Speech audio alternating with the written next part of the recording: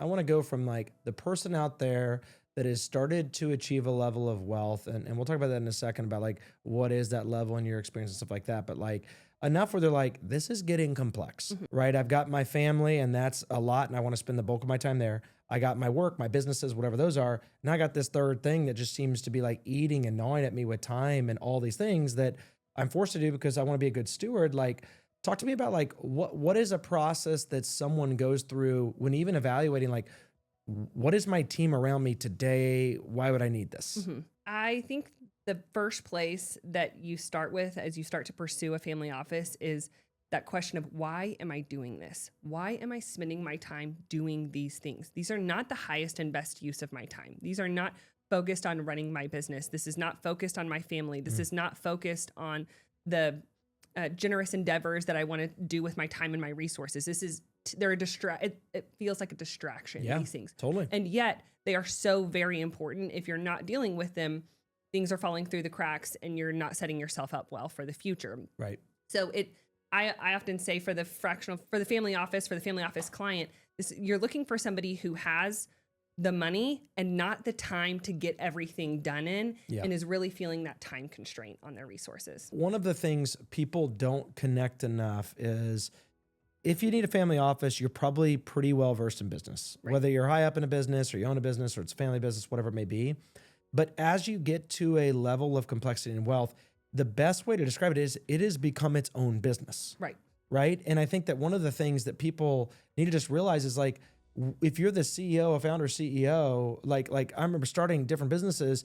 If I was then like the CEO and the CFO, head of HR, all these things, I'd have considered myself crazy. Like I would have, it wouldn't even survive. Yet how many clients are treating it as like, well, I'll get these different people to help, but I'll just do all of the roles. And they wonder why they're feeling burnout. Well, and you're not the subject matter expert on a lot of those things. You're running a business, but do you really understand property and casualty insurance and the ins and outs of that, right? So you're not the expert on that.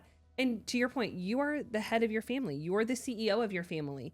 Let us be, I like to say the family office is like hiring a CFO, a project manager, and an EA all in one. We're guiding the ship. We're saying this is what needs to be done. We're making sure that everything is going to get done. And a lot of times we're executing against that, or we're making sure that the right people are executing against that. Well, I mean, you can read this in any book, but to run an effective business, you have to continually be able to align on a vision. And as you align on that vision, then you come up with strategy that creates priorities. And then the one that a lot of people have the hardest time with is you must then execute upon those, which of course the hardest part. So walk us through, if you wanted to put that in, like, how do you help someone with their vision? Because in this world, maybe they've never been in this net worth and they don't even know what to say the vision is, because someone needs to tease out questions to even have them create that. Yeah. So if we're looking at vision setting, we're looking to understand, what are your family values? What's important to you? Where do you want to go? We're trying to tease that information out of you as we're getting to know you and build a relationship with you. Sometimes clients offer that freely. Sometimes it takes a little more back and forth with us, but we want to know, where are we headed? What's the direction that we can help you move in, right? And then from a strategy and direction perspective, we're saying, okay, here's what we heard from you from a vision perspective. These are the services that we think you need, and the priorities and the way that we're going to prioritize those and say, we're going to tackle in this order, the direction we're going to head, so that you can begin to build that infrastructure around you. And then you're going to see us start to implement that and execute on the day-to-day and deliver against what that looks like. So it's stepping back, seeing the big picture, understanding what you want, then coming back and saying, hey, this is where we think we're headed. Is this our touch base? Let's make sure we're aligned.